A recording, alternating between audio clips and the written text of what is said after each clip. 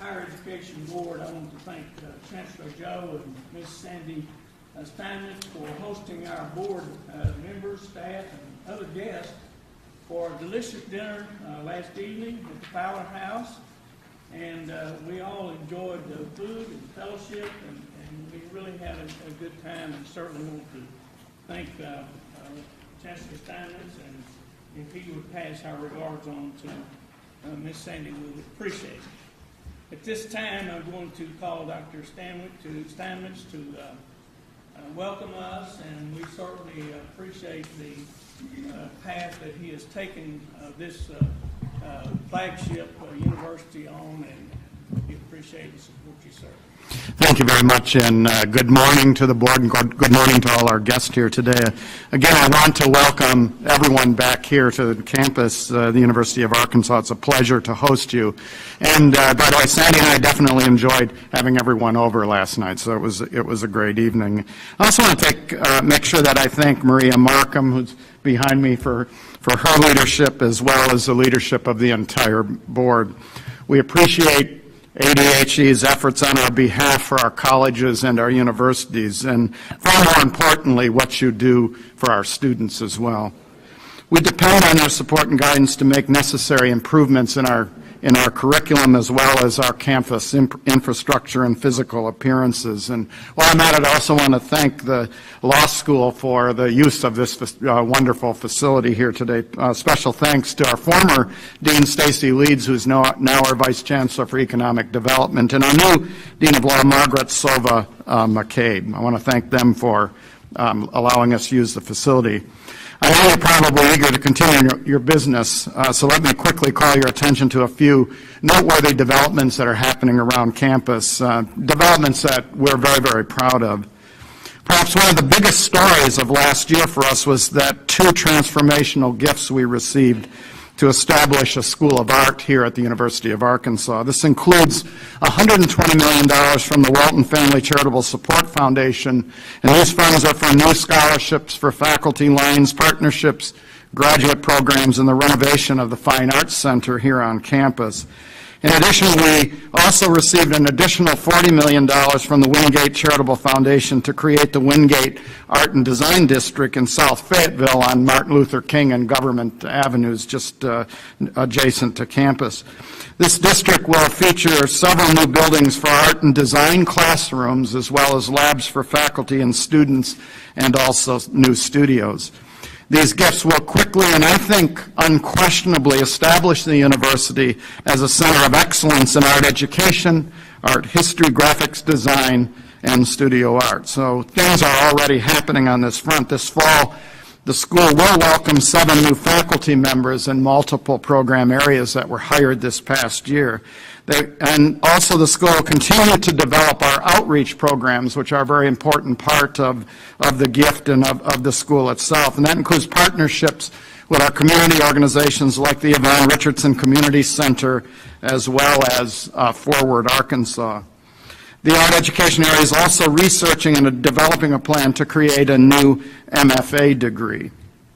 A new art history class is also being developed that will be co-taught by faculty from this university, as well as lecturers from the Crystal Bridges Museum of American Art.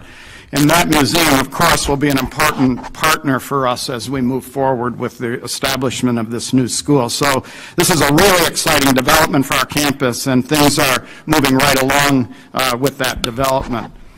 I also want to call your attention to the new residence halls being constructed over on Stadium Drive. There you'll see 2 5-story structures providing space for 710 additional beds on campus.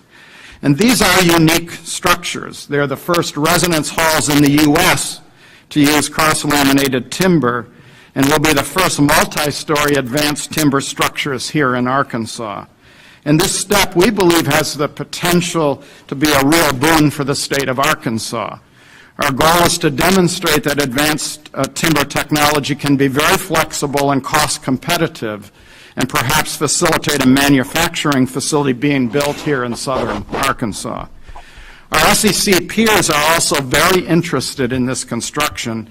A small group from Auburn University was here just this week on Wednesday to learn more about these residence halls, as well as the new library storage facility, which will hold up to 1.8 million volumes from our library. This facility also was built with advanced timber technology, and it's the first structure in the state built as such. The residence halls on Stadium Drive are expected to be completed this fall, the fall of 2019. Believe me, it won't be this fall. I've driven by there a few times, although the stadium will be done on time. Finally, it bears mentioning that we opened our interim Student Success Center located in the Garland Avenue parking and retail complex, and this opened up last May. This is, we hope, the first step in a major new Student Success Center to be located on the campus mall down the street here, somewhere down the line. This interim center features some new programs we rolled out this year, as well as some new thinking about how we support our students and how we support their success. And I won't get into all the details today, but limit myself to saying that we're taking a new comprehensive one student at a time approach that addresses the needs of the whole student, from financial and academic support to their health and their wellness, and also their engagement with the campus community as well as our surrounding community. We all know the new funding formula rewards progress that's made on graduation and retention rates, but with or without this incentive, we feel we need to make progress as a university, indeed as a state, on our graduation rates. This new center represents our commitment to a new and an innovative approach to student success. If you want to learn more about this, what we're doing in this area, just let Terry Martin know, who's here, and he can put you in touch with Trevor Francis, our Associate Vice Provost and Director for Student Success. So with that, I'll let you get on with the meeting. Again, it's great to have you on campus here, and we appreciate everything you do to advance and improve higher education here in Arkansas. So enjoy your day. Thank you.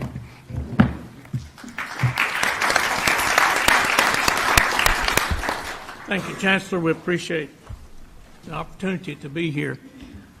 We will take up action item number 1, the minutes of April 20 and the regular meeting on June 29, 2018. Do I hear a motion to approve those minutes or correct them? So moved. I have a motion. I have a second. Second. All those in favor of the motion say aye. Opposed, like sign. Agenda item number 2, Dr. Markham. Good morning, board members. Good morning, presidents and chancellors and institutional colleagues. Please join me once again in thanking Dr. Steinmetz and his gracious staff in hosting this quarterly coordinating board meeting. The campus is beautiful and given most of us a much-needed respite from the heat in the rest of the state. And thank you for your hospitality last evening. The board is now considering a similar facility for the ADHE director, so thank you for that. The July board meeting is of great importance to the institutions as funding recommendations and operating budgets for the next fiscal year are presented for your approval. The recommendations that you will see today are the result of the second iteration of the productivity funding model and will be presented to the legislature over the coming months. Development of these recommendations has kept the staff at ADHE very busy in an already busy time of year for the agency. We're currently preparing for our legislative agenda for the general session beginning in January and are complying with pre-session and committee reporting requirements at this time. You will expect to see several items pertaining to the legislative agenda come before you in the October meeting.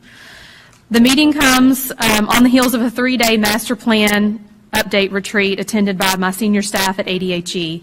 And at October, you will receive a progress report on the state master plan goals and productivity metrics, as well as a summary of our legislative agenda items. And you will be invited to a strategic planning retreat in late April or early May after the end of the legislative session to develop goals and objectives for 2020 through 2025.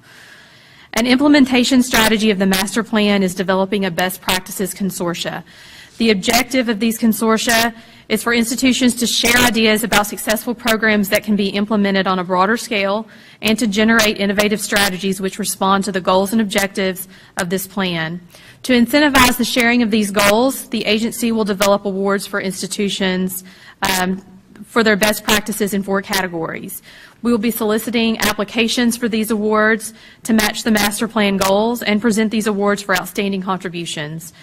We will judge these entries based on innovative implementations, creative solutions, increased outcomes, and delivering value to our stakeholders. Winners will be featured on the ADHE website, invited to present at peer learning events, and highlighted in publications made available to you, the governor, and other lawmakers. Unfortunately, since we last met, Mason Campbell has left our team for an opportunity at Pulaski Technical College. We wish Mason well and are currently in search for his replacement. However, we are adding 2 new CEOs in leadership roles to our state. Dr. Cam Patterson has joined UAMS as their chancellor. He was the COO of the Medical Center in New York, and he began work at UAMS on June 1st. Dr. Patterson, are you here today? No, he is not, but we welcome him to UAMS. Dr. Jennifer Methvin has returned to Arkansas and the ASU system as the newest chancellor of ASU-BB. She began in July 1st. She's been at Crowder College for the last 4 years, but we welcome Jennifer back. We're so happy to have her back in the state. So if you would, Jennifer, thank you very much. I don't believe Jason from the College Board is here yet, so we will circle back with him later on, but that is my report to the board. If you have any questions for me, I'd be willing to take them at this time. Any questions for Dr. Markham? Thank you very much for that report, and also we want to thank you and the staff for the work that you're doing, and I noticed that on page 2-5, the activities of the director are quite extensive, and we appreciate what you do. Thank you. Agenda item number 3, Nick Fuller will present the Teacher Opportunity Program. Mr. Fuller.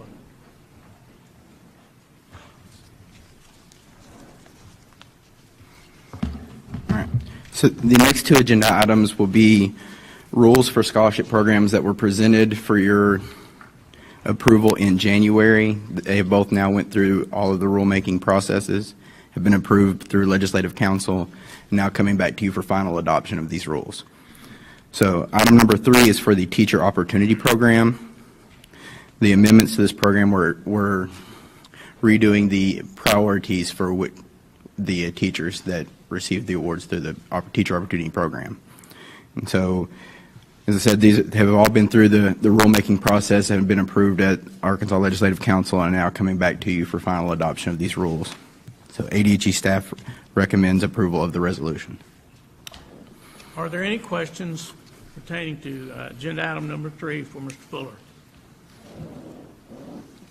Do I hear a motion to approve the final adoption of the Teacher Opportunity Program? So moved. I have a motion. Is there a second? I have a second. All those in favor of approving agenda item number 3 signify by saying aye. Aye. Motion is adopted. Agenda item number 4, Mr. Fuller will present the Arkansas Work Challenge Scholarship. Mr. Fuller. All right. Agenda item number 4 is the rules setting the outline for the Arkansas Workforce Challenge Scholarship. These are $800 scholarships for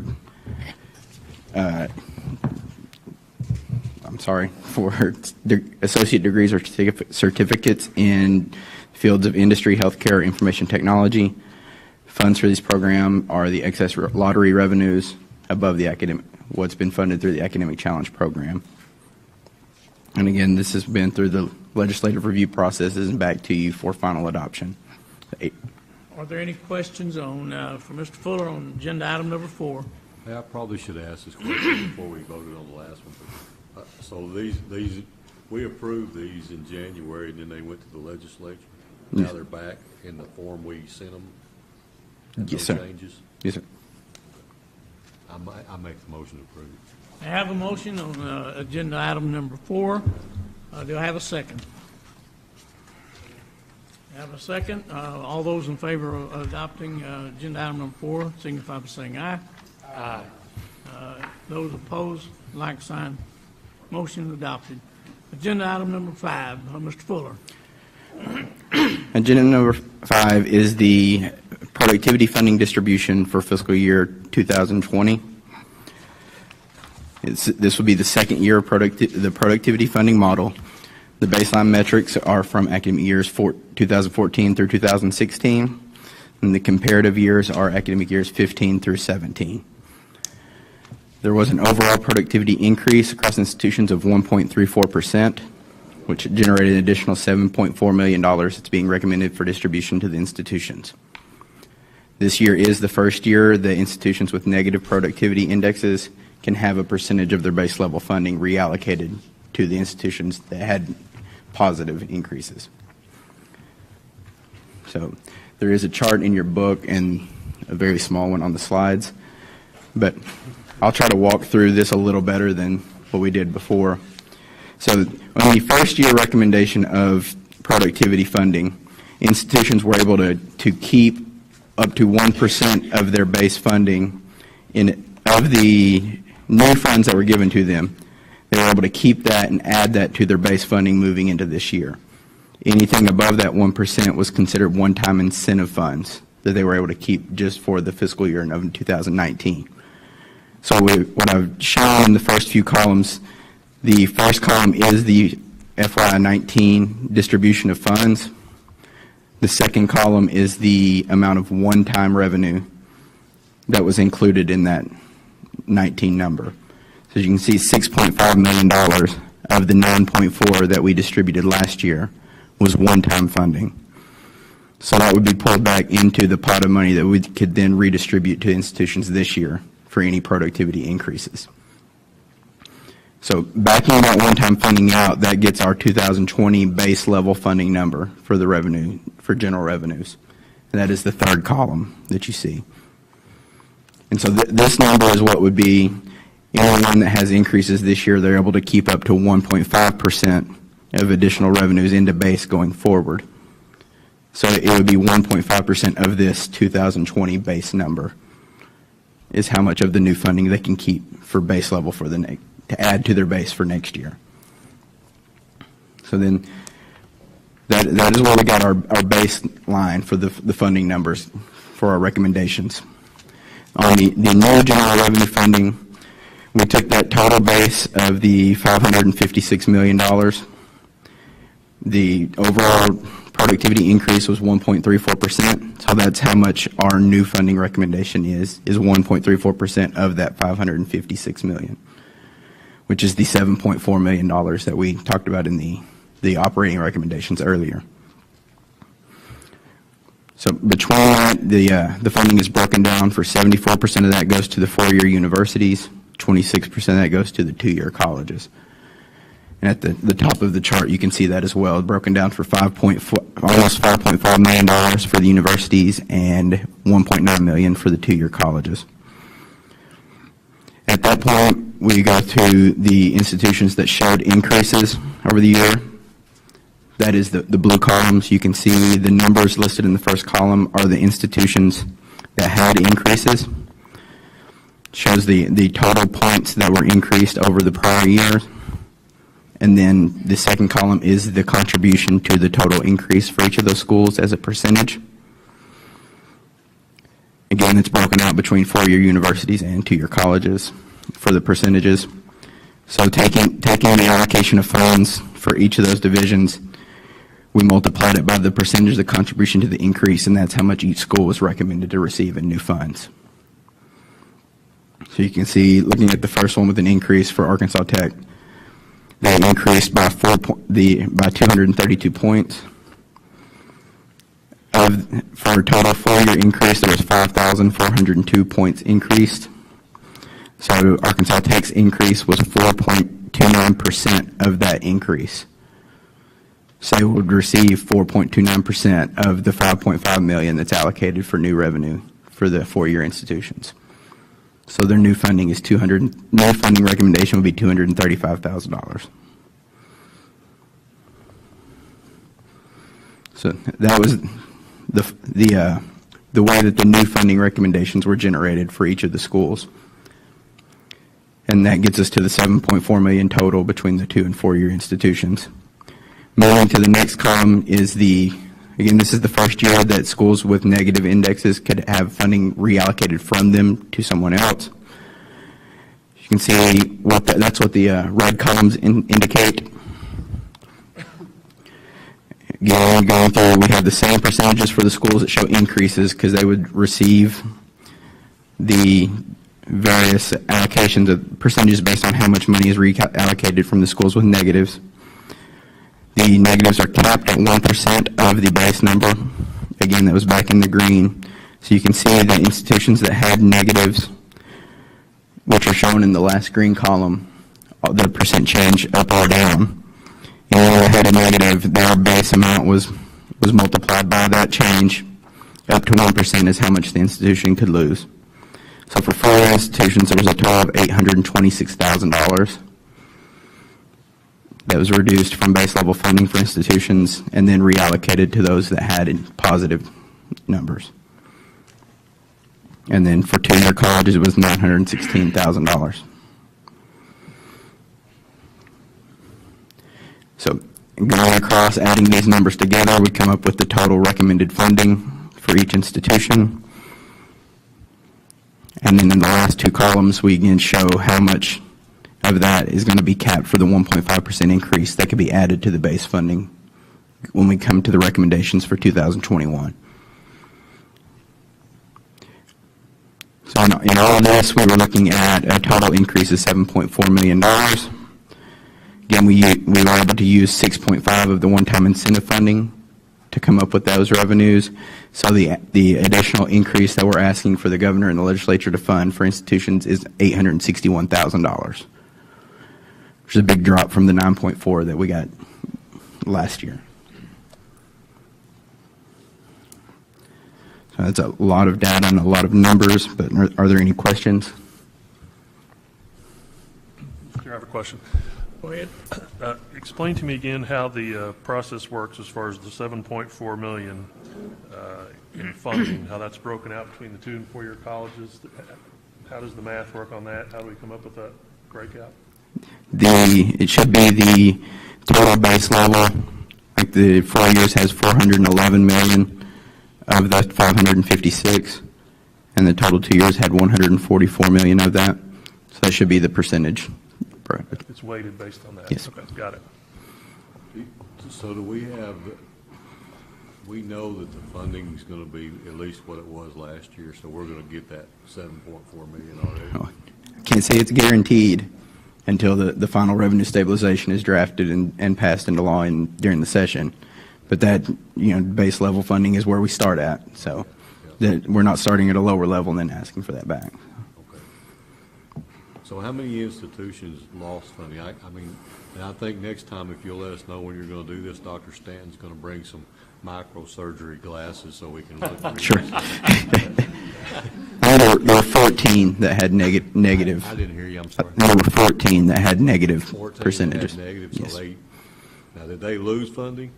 Yes. Okay. Up to 1%. This year, that's the first year that happened, right? Yes, sir. Okay. But that's not netted out of the 7.4. No, that would be out of their original base level from that 2020 base in the green.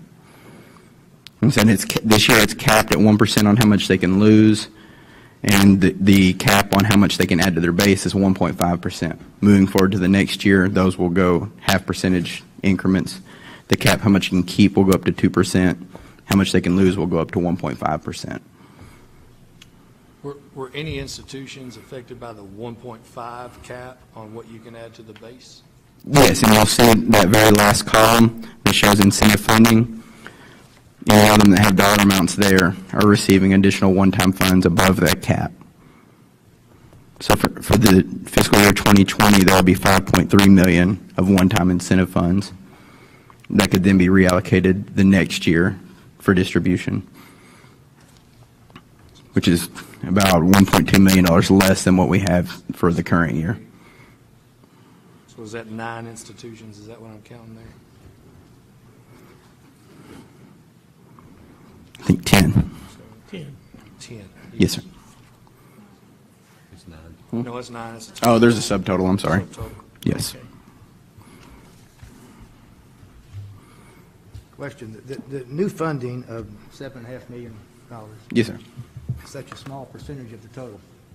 Yes, sir. It leads me to believe if you started off with a small base, you're stuck with that small base. Yes, sir. Correct? Yes, the base, we don't have a current mechanism to do anything about the base. The base is where we start from. So, and as I said, as a whole, the productivity was a 1.34% increase.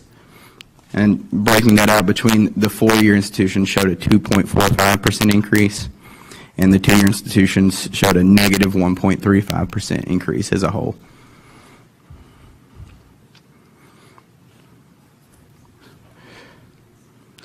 So the adding those together is how we got the overall 1.34%.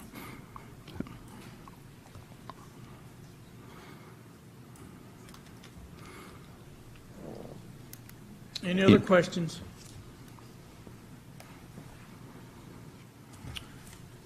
Do I hear a motion to recommend the full board approval of the productive-based funding distribution? I have a motion. I have a second. Second. Have a motion and a second. All those in favor of approving agenda item number 5 signify by saying aye. Aye. Any opposed? Motion passed. Now we'll hear a report from the committee to approve agenda item number 6-11. Mr. Bordell will report on that. Yes, sir, Mr. Chairman. The Finance Committee recommends the approval of agenda items 6 through 11. We have a motion. Do I have a second to approve agenda items 6 through 11? I have a second. Those in favor of approving agenda items 6 through 11 signify by saying aye. Aye. Opposed, like sign.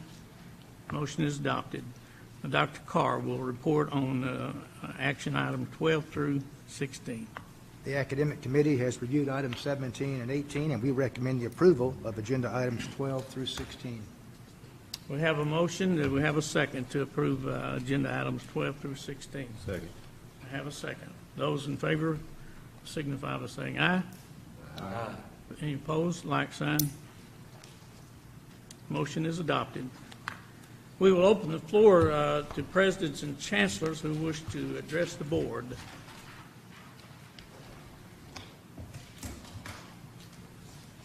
Thank you. We have announcements. Our next quarterly meeting will be October the 26th at the Arkansas Department of Higher Education. And due to the excellent study of the board chairs and the board members, we have concluded our meeting in record time. And do I hear a motion to adjourn? We are adjourned. Longer to drive up here.